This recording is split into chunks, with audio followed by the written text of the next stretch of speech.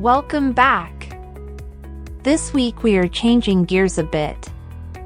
This week we are discussing the importance of evolving in ambient spaces. I'm sure most of you have noticed the popularity of liminal spaces on the internet recently. This is no coincidence. In these last few moments before Armageddon, reflecting on your life is an important way to accept your fate. The only way to achieve true peace in the afterlife is in total isolation. Isolation found in transient spaces. Liminal spaces, or the concept of liminality, is all about being in a state of change or transportation. Empty hallways.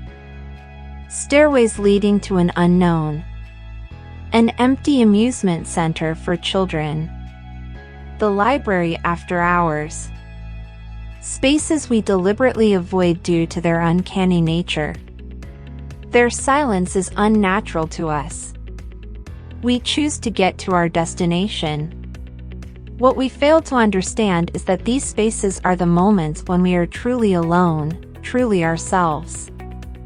It is in these spaces that we can openly and honestly reflect back on our lives, all of our failures, our regrets, every time we've lied to someone when we've said "I love you," and how many times that lie was returned. It is the most honest we will ever be ourselves. It may be scary, so going with a guide for the first time is recommended.